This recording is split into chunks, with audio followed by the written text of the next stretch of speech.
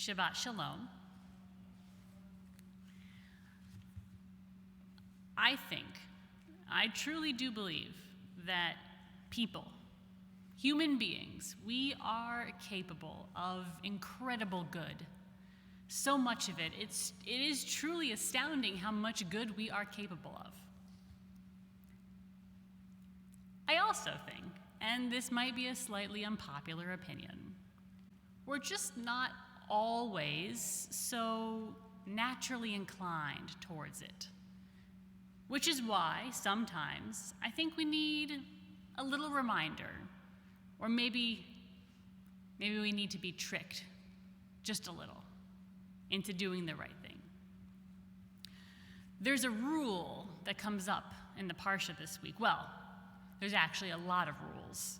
There's 70 some odd rules. There's a lot. There's more rules, more mitzvot in this weekly Torah reading than any other one of any other week. It's a lot of rules.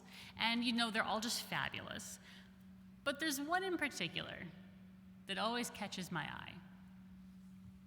And it's very applicable in these modern times. Lo tireh et shor achicha, if you see your brother's ox or sheep has gone astray in the road, don't ignore it, the Torah says.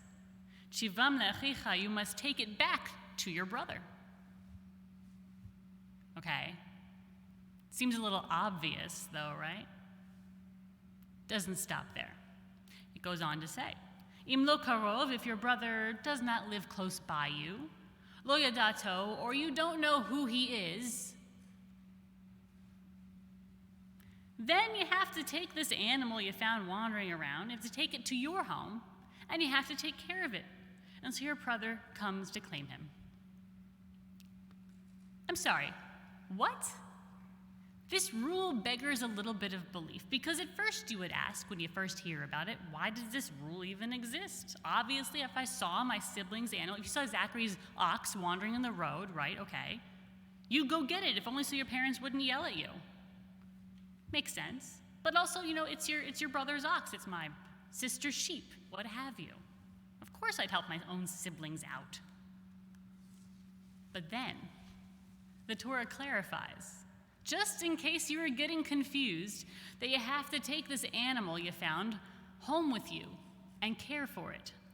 Even if your brother doesn't live near you, even if you don't know who he is.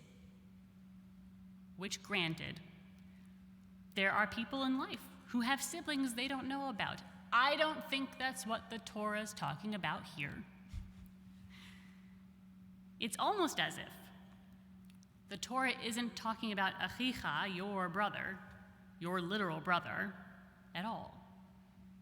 In fact, it's not even talking about an ox, or at least not just an ox. It goes on, Chen ta'aseh lechamoro, you shall do the same with his donkey. With his clothing, the Torah says, it continues, so too shall you do with anything your brother loses and you find. Lo tucha lehitalem, you must not remain indifferent.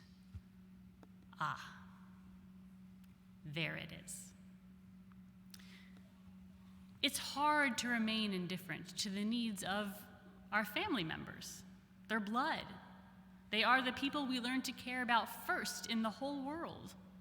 Or our family by marriage. Those are the people we have chosen to make into family members. Of course, their needs and their well-being are paramount.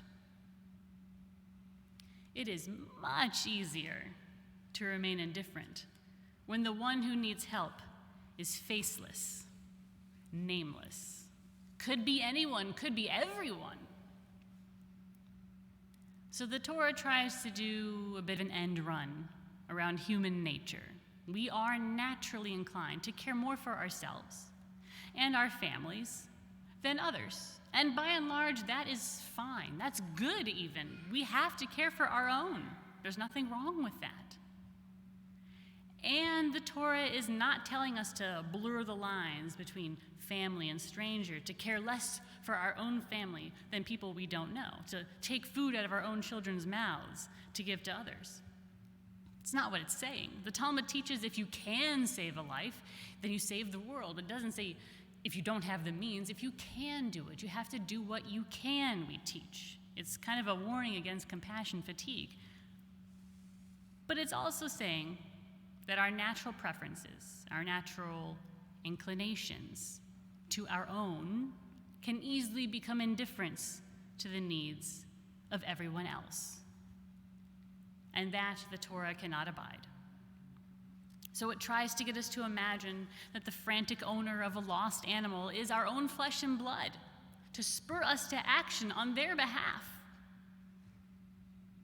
Because whether thousands of years ago or today, we human beings sometimes need a reminder of the inherent relativity of all of humanity to help us remember our own. Why not does the Torah repeat over and over again, you must love the stranger, you must not oppress the stranger. Why? For you yourselves were strangers in the land of Egypt. We're supposed to identify with outsiders wherever we find ourselves living because being an outsider is central to the Jewish story and experience. The Torah never tires of reminding us about that, so that we may never become inured to the needs of outsiders. So too here. The Torah wants us to think about what other people need as though they were the needs of our own family members. Today, when it seems like there is heartache and need around every corner, in every news story, it seems like there are endless people in need, and it can be oh so tempting to look to our own family and say, well, we're taken care of. Judaism wouldn't say that you can't do that. It would just say that you're incorrect because your brother, your sister and mother and father, your wife and your husband and your children, they're not taken care of, and they need you very much. Lo tuchal lehitalem, and you must not remain indifferent. Shabbat Shalom.